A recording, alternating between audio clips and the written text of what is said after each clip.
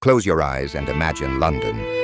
Not the London you know, with its towering glass skyscrapers and endless traffic. No, imagine London in the 1700s, a city of 500,000 souls, where fortunes were made and lost in coffee houses, where the Thames was choked with 1,000 sailing ships, and where the air smelled of coal smoke, horse dung, and opportunity. I'm Arthur, and today we're going to walk the streets of Georgian London as they actually existed, using cutting-edge AI reconstruction based on historical paintings, engravings, and written accounts. We're bringing the 18th century back to life. What you're about to see is London before the modern world, raw, magnificent, and utterly transformed from what stands there today. Before we step into the past, if you're as fascinated by these digital time machines as I am, hit that subscribe button and ring the bell, because we're bringing history back to life. This is the Thames in 1750, London's highway, its marketplace, its sewer, and its soul. Over 800 vessels crowd this river on any given day, bringing goods from every corner of the growing British Empire. Tea from China, sugar from the West Indies, timber from the Baltic, tobacco from Virginia. The men working these docks, stevedores, watermen, porters, they're the muscle of empire. Many will die before 40, crushed by cargo or drowned in these filthy waters. But the work never stops. London's wealth is built on their backs. You're walking onto Old London Bridge, the only bridge crossing the Thames, and one of the most extraordinary structures in Britain. Since 1209, this bridge has been not just a crossing, but a street, a neighborhood, a marketplace. Over 200 shops and houses cling to this bridge. Booksellers, hatters, seamstresses, pin makers, living and working above the rushing water below. But this medieval marvel is living on borrowed time. By 1758, the city will order all these buildings demolished. The bridge you're seeing now will be gone within a decade. And at the southern end, there, those dark shapes on poles, traitors' heads, boiled in salt, dipped in tar, and displayed as warnings. Welcome to Georgian justice. This is where the modern world is being invented. The Royal Exchange, founded in 1565, rebuilt after the Great Fire. Twice daily, at noon and at 6 o'clock, a bell rings and merchants flood this courtyard. Deals worth thousands of pounds are shouted in English, Dutch, French, Portuguese. You're standing at the center of the global capitalism. Coffee and cotton from the Americas, silk from India, slaves from Africa. Everything has a price. Everything has a market. In the galleries above, you can buy anything. The latest books from France, maps of the New World. And in these coffee houses, Lloyd's is operating right here, ship owners and merchants are inventing the insurance industry. St. Paul's Cathedral. Completed in 1710 after 35 years of construction, this is Christopher Wren's masterpiece and his revenge. The Great Fire of 1666 destroyed medieval London, and from those ashes, Wren built this. Inside, you're standing beneath a dome that soars 365 feet high, 1 foot for every day of the year. This is the first cathedral in England designed by a single architect and completed in his lifetime. Wren lived to see his vision realized. He died in 1723 and is buried in the crypt below your feet. Cheapside. The name comes from the Old English chepi, meaning market. For 600 years, this has been where London's merchants made their fortunes. The shops you see here are among the most expensive retail premises in the world. These bow windows, all that glass, costs a fortune. Only the wealthiest merchants can afford premises on Cheapside. And that steeple rising above the street, St. Mary le Bow. Its bells define what it means to be a true Cockney.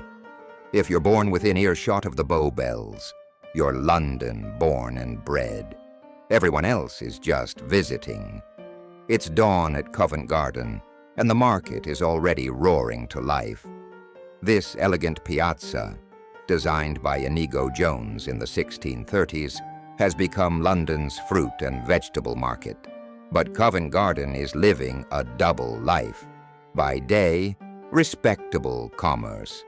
By night, this becomes one of London's most notorious areas for prostitution and gambling. The elegant architecture masks a darker trade after sunset. The coffee houses here, places like Tom King's, they're where playwrights, actors, prostitutes, and aristocrats all rub shoulders. Social barriers dissolve here in ways that would shock polite society. This is bohemian London, raw and unfiltered. Leicester Square in its glory days. This is where princes live, where artists work, where the social elite of Georgian London come to see and be seen. Number 31, that's William Hogarth's house, the satirist who exposed London's vices in devastating detail. From this elegant address, he painted A Rake's Progress and Gin Lane, works that showed the dark underbelly of the very society he lived among. St. James's Park, laid out by Charles II in the French style after his exile in Versailles. This is where fashionable London comes to promenade, to gossip, to see who's been seen with whom. Everyone who's anyone walks these paths. Ministers plot political schemes. Young men of fortune hunt for wealthy wives. Society matrons destroy reputations with a single cutting remark. The park is beautiful, but the sport is savage. St. James's Palace. This Tudor fortress is where the king actually lives. George II spends most of his time here, bored, German, and constantly fighting with his ministers. The palace may look medieval, but inside, the future of Britain and its empire is being decided. This is the London they don't put in paintings. 7 Dials, one of the worst rookeries in the city. 15,000 people crammed into a few acres. Thieves, prostitutes, the desperately poor. Here 10 people share a single room. Children die before they reach 5. Drunk for a penny, dead drunk for 2p. Clean straw for nothing. That's the promise of the gin shops. And Londoners are drinking themselves to death. 8 million gallons of gin are consumed in London every year. For many, it's the only escape from lives of unrelenting misery. William Hogarth captured this hell in his print Gin Lane, showing a drunken mother dropping her baby, people pawning everything for another drink, corpses being loaded into coffins. It wasn't exaggeration. This was real. Tyburn. Execution Day. 8 times a year, condemned prisoners are carted here from Newgate Prison. A 3-hour journey through cheering, jeering crowds. This is entertainment. A day off work. A spectacle. The condemned get to make a final speech. Some beg forgiveness. Others curse the crowd. The famous highwayman Jack Sheppard went to his death at 22, wearing a new suit and greeting the crowd like a celebrity. In death, criminals become legends. You're in a crowd of 40,000 people. Pickpockets are working the crush, the ultimate irony, stealing at an execution for theft.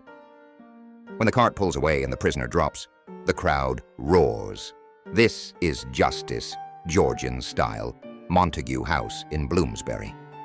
In 1753, Parliament purchased Sir Hans Sloane's vast collection of curiosities, books, and specimens.